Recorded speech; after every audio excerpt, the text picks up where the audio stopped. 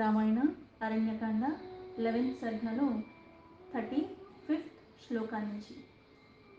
దండకారణ్యంలో నివసిస్తున్న మునుల ద్వారా విని రాముడు మళ్ళీ అక్కడ ఆ మహర్షిని అడుగుతున్నారు. ఇక్కడే అగస్త్య మహర్షి నివసిస్తున్నారని అన్నారు, కానీ ఇక్కడ ఈ విశాలమైన ఈ అరణ్యంలో ఆ ప్రదేశం ఎక్కడో నాకు అర్థం కావట్లేదు. అందుకుని మహర్షి మీరే మాకు చెప్పండి, పైగా వెళ్ళటానికి అనుమతి కూడా ఇవ్వండి. నేను ఆయన దగ్గరికి వెళ్ళి సీత లక్ష్మణ సమేతంగా ఆయన ఆశీస్సులు తీసుకుంటాను, ఆయన ఆశ్రమానికి వెళతాను అని అడిగారు. మనోరథో మహానేష హృది మే పరివర్తతే యత్యహం తం మునివరం శుశ్రూషేయామపి స్వయం. ఆ మహామునీశ్వరుని నేను స్వయంగా సేవించుకోవాలనే తీవ్రమైన కోరిక నాలో ఉంది అని రాముడు చెప్తున్నాడు. ఎప్పటి నుంచో నా మదిలో గూడు కట్టుకుని ఉన్నది, ఆయనకి వెళ్ళాలి, సేవ చేసుకోవాలని. పైగా ఇప్పుడు దగ్గరలోనే ఉన్నారంటున్నారు, అందుకని ఆయన ఎక్కడుంటారో నాకు చెప్పరా. ఇతి రామస్య స మునిః శ్రుత్వా ధర్మాత్మనో వచః సుతీక్ష్ణః ప్రత్యువాచేదం ప్రీతో దశరథాత్మజం. ధర్మాత్ముడైన శ్రీరాముడిలా మాట్లాడుతుంటే ఆ మాటలు విన్న సుతీక్ష్ణ మహాముని ఎంతో తృప్తి చెందినవాడై ఆయనతో మళ్ళీ ఇలా సమాధానం చెప్తున్నాడు. అహమప్యేతదేవ త్వాం వక్తుకామః సలక్ష్మణం అగస్త్యం అభిగచ్చేతి సీతయా సహ రాఘవ. ఓ రామ, సీతా లక్ష్మణ సహితుడై నువ్వు అగస్త్య మహర్షిని దర్శింపు అని ఈ విషయాన్ని నేనే నీకు చెప్పాలని అనుకుంటున్నాను.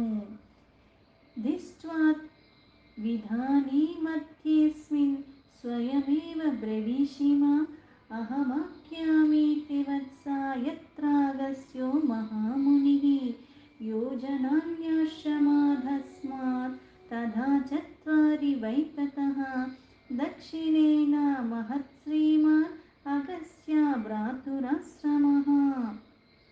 కానీ ఈ విషయాన్ని నేను నీకు చెప్పకముందే నువ్వే నాతో మాట్లాడుతున్నావు. ఇది చక్కని మాట. అందుకే నాయన, అగస్త్య మహాముని నివసించే ప్రదేశం గురించి నేను నీకు వివరిస్తాను. ఇదిగో ఈ ఆశ్రమానికి దక్షిణ దిశలో 4 యోజనాలు దూరంలో అగస్త్య మహర్షి యొక్క సోదరుడు ఉంటాడు. 4 యోజనాలు దూరంలో అంటే ఒక్క యోజనమే వచ్చేసరికి 13 కిలోమీటర్లు, అంటే దగ్గర దగ్గర 52 కిలోమీటర్లు దాటిన తర్వాత అగస్త్య మహర్షి యొక్క సోదరుడు, అతని పేరు సుదర్శనుడు.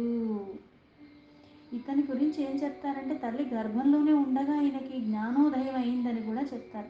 ఆయన ఆశ్రమం ఉంది, అది కూడా చాలా పవిత్రమైంది, మనోహరమైనది అని. స్థలిప్రాయే వనోద్దేశే పిప్పలి వనశోభితే బహుపుష్ప సఫరే రమ్యే నానాశకుని నాధితే పద్మిన్యో వివిధాస్తత్ర ప్రసన్నా సలీలా శివాః హంసకారండవాకీర్ణః చక్రవాకోపశోభితాః. ఆశ్రమ ప్రదేశంలో ఎన్నో రకాల పువ్వులతో, పళ్ళతో, రావి చెట్లు శోభాయమానంగా ఉంటుంది. అక్కడ ఎన్నో రకాల పక్షులు కూడా చక్కగా గుంపులు గుంపులుగా అవి వినసొంపుగా వినిపిస్తూ ఉంటాయి. ఆ కలవరములన్నీ కూడా అవి చేసే శబ్దాలు నిర్మలమైన నీటితో, అక్కడ మళ్ళీ సరస్సులో పద్మాలతో కలకల్లాడుతూ ఉంటాయి. పైగా అక్కడ హంసలు కూడా తిరుగుతూ ఉంటాయి. కన్నెలేడి పిట్టలు, చక్రవాకాలు ఆ సంచరించే వాటి శోభ ఇంకా ఇంకా ఒకదానికి ఇంకోటి ఇంకా అందాన్ని పెంచుతున్నట్టుగా ఉంటాయి. తత్రేకాం రజనీం పుష్య ప్రభాతే రామగమ్యతాం దక్షిణాం దిశమాస్తాయ వనషంఢస్య పార్శ్వతః. ఓ రామ, ఆ ఆశ్రమంలో ఒక రాత్రి గడిపి దాని తర్వాత రోజే ఉదయం వేళ మళ్ళీ దక్షిణ దిశని అనుసరించి అదే మార్గంలో ముందుకు వెళుతూ ఉంటే ఆ వనాలు ఉంటే ఆ సమూహాల్ని దాటుకుంటూ పక్కగా వెళ్ళిపో ఆ వన సమూహాలని.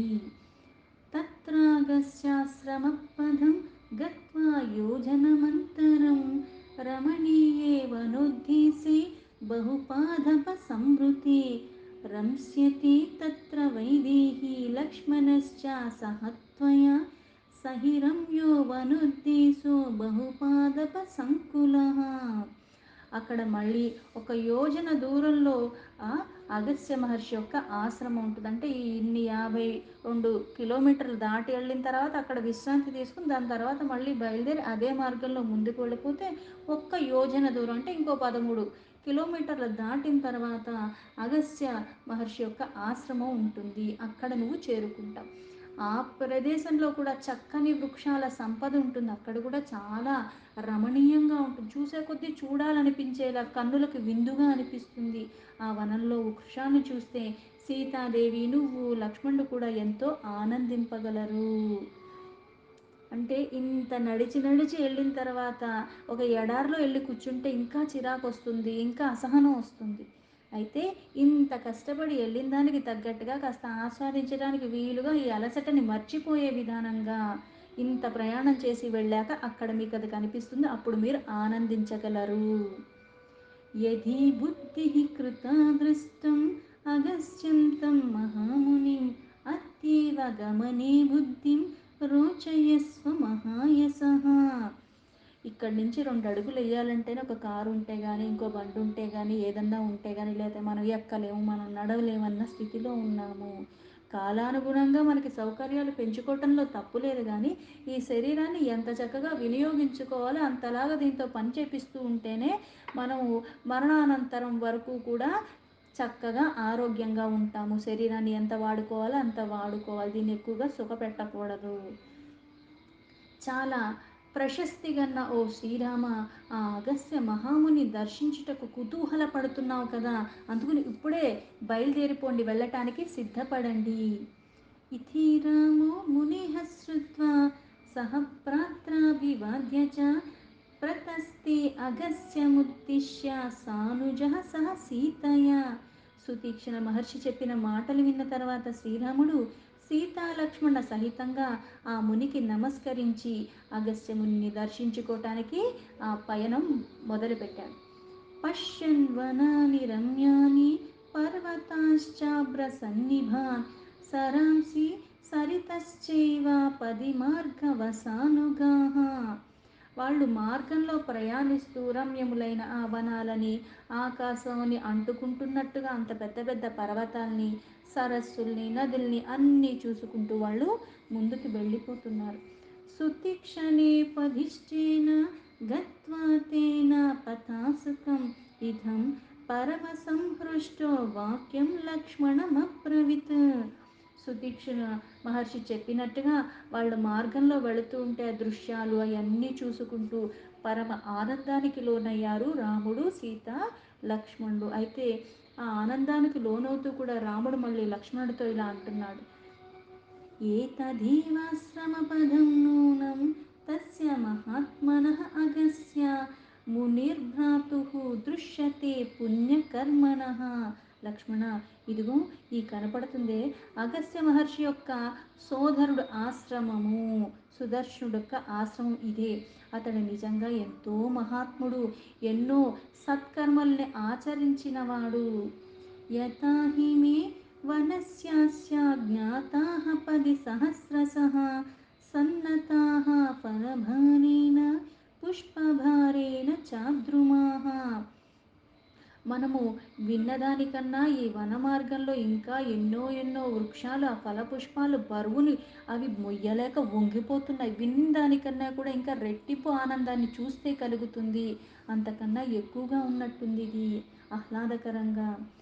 పిప్పలీనాం చ పక్వానాం వనాధస్మాదుపాగతః గంధోయం పవనోత్క్షిప్తః సహసా కుటకోనయః. పక్వానికంటే పండిపోయిన పిప్పళ్ళొక్క ఆ ఘాటైన వాసనలు కూడా ఈ వనము నుంచి గాలి వలన ఇలా ఇక్కడ దాకా వస్తున్నట్టుగా ఉన్నది. అక్కడక్కడ ఇప్పుడు నిజంగా మనకి ఎలా అయితే ప్రతిదానికి కూడా అధమ, మధ్యమ, ఉత్తమ అని 3 రకాలుగా కేటగిరీలు చేస్తూ ఉంటారు. అధమ అంటే తక్కువ స్థాయికి చెందినవి, మధ్యం అంటే మధ్యలో ఉంటాయి, అటు నాసి రకము కాదు, అటు గొప్ప రకం కాకుండా. ఉత్తమ అంటే చాలా గొప్పవి. కొన్ని కొన్ని మసాలాలు అన్నవి ఎలా ఉంటాయంటే అది ఇంకా మనం నూరక్కర్లేదు, ఏం చెయ్యక్కర్లేదు, అలా ఒక్కసారి ఆ పొట్లం ఇప్పి చూసేసరికి ఘాటుగా గుప్పుమని శబ్దం, ఎలా అయితే మనకి ఏదైనా పడితే శబ్దం వస్తుందో ఆ వాసన అన్నది మనకు అంత ఘాటుగా తెలిసిపోతుంది అది ఆ పొట్లం విప్పగానే. కొన్ని నూరితే వస్తాయి అవి మధ్యమం. కొన్ని నూరినా నోట్లో వేసుకున్న పెద్ద ఘాటేమి అనిపించదు. ఎంత మసాలాలైనా సరే ఆ ఘాటు ఉండదు. కానీ ఈ పిప్పళ్ళన్నవి ఎంత బాగున్నాయి స్వచ్ఛంగా అంటే ఆ ఘాటన్నది గాలికి వీళ్ళకి ఎక్కడి నుంచో ఆ పైనుంచి కూడా వస్తున్నది వాళ్ళకి తెలిసిపోతూ ఉంటుంది ఆ ఘాటు. అందుకునివి ఇక్కడ ఉన్నాయి. అక్కడక్కడ హోమ కార్యక్రమాలకి ఉపయోగించడానికి ప్రోగు చేయబడినవి. ఇవన్నీ కూడా తెలుస్తున్నాయి కదా ఎంత బాగున్నాయో. తత్ర తత్ర చ దృశ్యంతే సంక్షిప్తాః కాష్ఠసంచయాః లునాశ్చాపరి దృశ్యంతే దర్భ వైఢూర్యవర్చసః. అయితే ఇక్కడ హోమ కార్యక్రమాలు చేయడానికి ఏవైతే సమిధలు అంటారు చెట్టు ఒక ఎండిపోయినవి, అంతేగాని మనకు ఇప్పుడు కొన్ని కొన్ని పూజకి కావాలి అంటే చెట్ల మీద పడిపోయి ఆ పూల చెట్లు కానీ ఇంకా ఏ చెట్టు అయినా సరే వాటి మీద విరగబడిపోయి అన్ని కొమ్మలు కిమ్మలు అన్నీ పీకేస్తూ ఉంటాం. కానీ ఇట్లా హోమానికి అట్లాంటివి వినియోగించరు. జాగ్రత్తగా వెళ్ళి అక్కడ పడిపోయిన ఎండి కట్టలని వీటినే తీసుకుని వచ్చి వాడుతూ ఉంటారు. అందుకే ఇక్కడ కట్టె పుల్లలు కుప్పలు కుప్పలుగా హోమం చేయటానికి కావాల్సిన అవన్నీ సామాగ్రి, అలాగే వైఢూర్యములు వన్నెలు కలిగి తుంచబడిన దర్భలు ఇవన్నీ ఇక్కడ కనపడుతున్నాయి. ఏతచ్చవన మధ్యస్థం కృష్ణభ్రా శిఖరూపమం పావకస్యాశ్రమస్తస్య ధూమ్రాగ్రం సంప్రదుష్యతే. ఇదిగో ఇక్కడ చూడు, ఈ వనమొక్క మధ్య భాగంలో ఆశ్రమంలో అగ్ని నుండి వెలువడే పొగలు కనబడుతున్నాయి. ఆ ధూమము ఒక్క పై భాగము నల్లగా మేఘాల యొక్క అంచులకి ప్రతీతగా కనిపిస్తున్నది. వివిక్తేషు చ తీరేషు కృతస్నానా ద్విజాతయః పుష్పోపహారం కుర్వంతి కుసుమేహ స్వయమార్జిత్యేహ. ఏకాంతములైన పవిత్ర తీరములో స్నానములు ఆచరించే ద్విజోత్తములు స్వయంగా సమకూర్చుకున్న పుష్పాలు దేవతలకి సమర్పిస్తూ వారు పూజించుకుంటారు. తత్సుతీక్షణస్య వచనం యథా సౌమ్య మయా శృతం అగస్త్యాశ్రమో భ్రాతుః నూనమేష భవిష్యతి. సోదర, మనకు సుతీక్షణ మహర్షి చెప్పినట్టుగానే అగస్త్యుడు యొక్క తమ్ముడు సోదరుడైన సుదర్శనుడు ఆశ్రమం చక్కగా ఉంది. ఇతని సోదరుడు పవిత్రాత్ముడైన అగస్త్య మహాముని తన తపస్ప్రభావంతో లోకహితం కొరకు వాతాపి ఇల్వాలుడు అన్న రాక్షసులను రూపమాపాడు. నిగృహ్య తపసా మృత్యుం లోకానాం హితకామ్యయా యస్య ప్రాతా కృతేయం దిక్షరణ్య పుణ్యకర్మణ. లోకహితార్థమైన ఎందుకు వస్తుంది అంటే వాతాపి ఇల్వాలుడు అన్న రాక్షసులు ఇద్దరు, వీళ్ళిద్దరూ కూడా మారు వేషంలో వీళ్ళు ఋషుల్లాగా మునుడి వేషంలో వెళ్ళిపోయి మళ్ళీ ఈ ఋషుల్ని మోసం చేయటం లేకపోతే ఇంకో రకంగా బాధిస్తూ ఉన్నవారు. అందుకే వాళ్ళని ఈయన లోకహితార్థమై మృత్యువును జయించి అంటే వాళ్ళ చేతిలో భక్షింపబడకుండా జయించాడు. దక్షిణ దిశను సురక్షితమైన దానినిగా చేశాడు. అందుకే ఋష్యాదులు నివాసానికి ఉండటానికి యోగ్యంగా చేశాడు. వాళ్ళిద్దరి వల్ల వీళ్ళందరినీ భక్షిస్తున్నాడు. అందుకని ఆ భక్షించటం నుంచి విముక్తి కలిగించి వీళ్ళకి నివాసానికి సరైన ప్రదేశంగా దాన్ని చేశారు. ఇహే కథా కిల క్రూరు వాతాపిరాపిచ్వేల్వలః భ్రాతరౌ సహిత వాస్తాం బ్రాహ్మణోగ్నౌ మహాసురౌ. ఇక్కడ ఒకనొకప్పుడు క్రూరులైన వాతాపి ఇల్వలుడు అన్న ఇద్దరు రాక్షసులు అన్నతమ్ములు ఉండేవాళ్ళు. ఆ ఇద్దరు కూడా బ్రాహ్మణుల్ని హతమారుస్తూ ఉండేవాళ్ళు. దారయన్ బ్రాహ్మణం రూపం ఇల్వలః సంస్కృతం వదన్ అమంత్రయతి విప్రాంస్మా శ్రాద్ధముత్తిష్య నిర్కృణః. బ్రాహ్మణ వేషంలో వేసుకుని వీళ్ళిద్దరు కూడా నిర్దయులు, దయ లేకుండా, పైగా ఇద్దరిలో దయ లేదు. అందులో ఈ ఇల్వలుడు అన్నవాడికి అసలు దయ ఉండేది కాదు. అతను బ్రాహ్మణ రూపాన్ని ధరించి శ్రాద్ధం పేరుతో సంస్కృత భాషలో బ్రాహ్మణులందరినీ కూడా ఆహ్వానిస్తూ ఉన్నారు. ఆహ్వానించినప్పుడు ఇటువంటి కార్యక్రమం అంటే పాపం వెళ్ళిపోతారు, పైగా బ్రాహ్మణులు పిలుస్తున్నాడు. అందుకని వీళ్ళు మోసపోయి ఆయన మాటలు నమ్మేసేవారు. భ్రాతరం సంస్కృతం కృత్వా తతస్థం మేషరూపిణం తాన్ ద్విజాన్ భోజయామాస శ్రాద్ధదృష్టేన కర్మణ. అతడు తన సోదరుడైన వాతాపిని శాఖారూపంగా మార్చేసేవాడు. ఈయన బ్రాహ్మణ రూపంలో, తన సోదరునేమో వాతాపిని శాఖా రూపంలో. శ్రాద్ధానికి తగినట్టుగా కూరగాయలు ఇవన్నీ తెచ్చాను, వండానని విధి విధానంగా ఆ కర్మనన్నీ ఆ తంతు జరిపించేవాడు. బ్రాహ్మణులకి భోజన పదార్థాల్లో ఆ కూరను కూడా వడ్డించేవాడు. తథో భుక్తావతాం తేషాం విప్రాణమిల్వలు అబ్రవీత్ వాతాపే నిష్క్రమస్వేతి స్వరేణ మహతా వదన్. ఆ విప్రులు భోజనం ముగిసిన వెంటనే ఇల్వలుడు వాతాపి బయటికి రా అని గట్టిగా అరిచేవాడు. తతో భ్రాతుర్వచః శ్రుత్వా వాతాపిర్మేషవంధనన్ భిత్వా భిత్వా శరీరాన్ని బ్రాహ్మణానాం వినిష్పతత్. అనంతరం ఆ సోదరుడు పిలవగానే ఆ పిలుపు విని వాతాపి మేక అరిచినట్టుగా మే మే అని అరుస్తూ ఆ బ్రాహ్మణుల యొక్క పొట్టలు చీల్చుకుంటూ బయటకి వచ్చేవాడు. బ్రాహ్మణానాం సహస్రాణి తైరేవం కామరూపిభిః వినాశితాని సంహత్య నిత్యశః పిశితాశన్యేః. ఈ విధంగా నరమాంస భక్షకులు, కామరూపులు, ఈయన బ్రాహ్మణ రూపంలో, ఆయన కూరగాయల రూపంలో, మళ్ళీ తర్వాత ఈయన పిలవటం, ఆ పొట్ట చీల్చుకుని అతను రావటం. ఈ విధంగా రాక్షసులు వేల కొలదిగా ఉన్న బ్రాహ్మణుల్ని హతమార్చారు. అగస్త్వేన తథా దివ్యేహ ప్రార్థితేన మహర్షిణా అనుభూయ కిల శ్రాద్ధే భక్షితః స మహాసురః. తతః సంపన్నమిత్యుక్త్వా దత్వా హస్తోదకం తతః భ్రాతరం నిష్క్రమస్వేతి చేల్వలః సోభ్యభాషతః. ఇలా జరుగుతున్న క్రమంలో ఆ రాక్షసుల ఆగడాలింకా శృతి మించిపోతున్నాయి. దేవతలు అగస్త్యను మొరపెట్టుకున్నారు. ఎందుకంటే బ్రాహ్మణులందరూ వెళ్ళిపోతే ఇంక విధి విధానంగా క్రతువులు చేసేవాళ్ళు ఎవరున్నారు? అంతటా ఆ మహాముని ఈ శ్రాద్ధ విధియందు ఆ వాతాపి రాక్షసుణ్ణి శాఖారూపంలో భక్షించాడు. తర్వాత ఆ శ్రాద్ధ భోజనంతో నేను అంటే ఇక్కడ ఈ తమ్ముణ్ణి పిలవకముందే భోజనం చేసేసిన తర్వాత ఆయన వెంటనే ఈ శ్రాద్ధ భోజనంతో నేను తృప్తి పడ్డాను అని ఆ ముని పలికాడు. అప్పుడు ఇల్వలుడు అగస్త్యుని హస్తోదకం నుంచి వాతాపి సోదరుని మళ్ళీ బయటికి రావటానికి మళ్ళీ పిలిచాడు. సతం తదా భాసమానం భ్రాతరం విప్రఘాతినం అబ్రవీత్ ప్రహసన్ ధీమాన్ అగస్త్యో మునిసత్తమః కూతో నిష్క్రమితుం శక్తిః మయా జీర్ణస్య రక్షసః భ్రాతుస్తే మేషరూపస్య గతస్య యమసాధనం. బ్రాహ్మణ హంతకుడైన ఇల్వలుడు సోదరుని ఈ విధంగా పిలుస్తుండగా మేధావి అయిన అగస్త్య మహాముని నవ్వుతూ అతనితో అన్నాడంటే, ఇంతకుముందు ఈ శ్రాద్ధ భోజనంతో నేను తృప్తి పడ్డానంటే అది నాకు అరిగిపోయింది. అందుకని నవ్వుతూ ఇలా తన సోదరుని పిలుస్తుంటే ఈయన చెప్పాడు, బయటికి రావటానికి ఇంకా నీ సోదరుడికి శక్తి ఎక్కడుంది? శాఖ రూపంలో మారిపోయాడు, నాకు భోజనం పెట్టావు. ఆ శాఖ రూపంలో ఉన్న వాతాపి నా కడుపులో అరిగిపోయాడు, జీర్ణమైపోయాడు.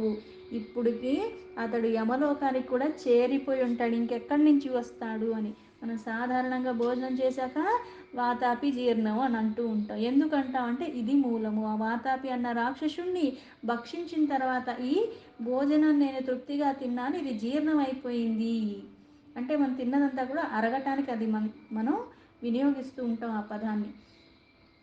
అథ తస్య వచః శ్రుత్వా భ్రాతుర్నిధన సంశ్రయం ప్రదర్శయితుమారేభే మునిం క్రోధాన్ నిశాచరః. అంతటా నిశాచరుడైన ఇల్వలుడు ఆ ముని మాటలకి తన తమ్ముడు మృతి చెందిన కారణంగా అగస్త్యుడి మీద మండిపడుతూ ఆమెను మళ్ళీ హింసింపటానికి పూనుకున్నాడు. అంటే ఇప్పుడు దాకా అంతమందిని చంపినప్పుడు బాధ అనిపించలేదు, ఎందుకంటే బాధ నీది కాదు కదా, అవతలవాడిది. నీ దాకా వచ్చినప్పటికి నీకు బాధ అనిపించింది, కోపం వచ్చింది. మరి అంతమందిని చేసినప్పుడు అంతమందికి నేను అంత బాధ కలిగించానన్న జ్ఞానం కలగదా? కలగదు. అజ్ఞానవశమున నాదే ప్రధానము, సంతోషం నాకే ఉండాలి, అన్నీ నాకే ఉండాలి, బాధలు మాత్రం వేరే వాళ్ళకు ఉండాలి. వాళ్ళ నిన్ను బాధలు పెట్టినా సరే అది నాకేమీ అనిపించదు. అంతలాగా మనము ఎలా అయితే గేదె చర్మం అని అంటూ ఉంటాం, ఎందుకు? వాడికి స్పర్శ తెలియదు. ఏం జరుగుతుంది ఏంటి అన్నది ఏం పట్టించుకోరు. మన జీవితం అన్నదే ప్రధానంగా బతికేసేవాళ్ళు. కోపం వచ్చి ఆయన్ని ఈయన మళ్ళీ హింసిస్తున్నాడు. సౌభిత్రవన్మునిశ్రేష్టం మునీనా దీప్తతేజసా చక్షుషానలకల్పేన నిర్దగ్ధో నిధనం గతః తస్యామాశ్రమో భ్రాతుః తటాకవనశోభితః విప్రానుకంపయాయేన కర్మేధం దుష్కరం కృతం. అప్పుడు అగస్త్య మహాముని తనపై విరుచుకుపడుతున్న ఆ రాక్షసుణ్ణి అగ్నితుల్యమైన తన కంటి మంటలతో దగ్ధం చేశాడు. అంటే కొంతమంది కోపంగా చూస్తుంటే ఏంటి కళ్ళతో చూసి భస్మం చేసేస్తావా ఏంటి అని అడుగుతూ ఉంటాం. ఈ తపశ్శక్తి ప్రభావంగా వాళ్ళ నోటి నుంచి వచ్చేది కూడా అగ్నితుల్యమైన వాక్కు. అలాగే ఈ కంటి నుంచి వచ్చేది వాళ్ళ భావన మారే కొద్దీ అది నీకు ఏ భావనతో వాళ్ళు చూస్తున్నారు అక్కడ కార్యం జరిగిపోతుంది. కృపాదృష్టితో చూసినప్పుడు దానివల్ల కృప అన్నది నీ మీద ప్రసరింపబడుతుంది. ఇక్కడ ఆ రాక్షసుడు చేసిన ఆ ఘాతకాలన్నిటికీ ఈ మహర్షి ఒక్కసారిగా అగ్నితుల్యమైన తన కంటి మంటతో దగ్ధం చేసేశాడు. బ్రాహ్మణులపై కనికరం చూపించకుండా ఇంతలాగా వాళ్ళందరినీ సాధించి హింసించి భక్షించేశారు. అందుకే తటాకముల్లో వృక్షముల్లో సుసంపన్నమైన ఆ ఆశ్రమం మహాత్ముడైన అగస్త్యుని సోదరునిదే అని ఇలా మాట్లాడుకుంటున్నారు. దీంతో రామాయణ అరణ్యకాండ 11th సర్గాలో 69th శ్లోక సంపూర్ణం.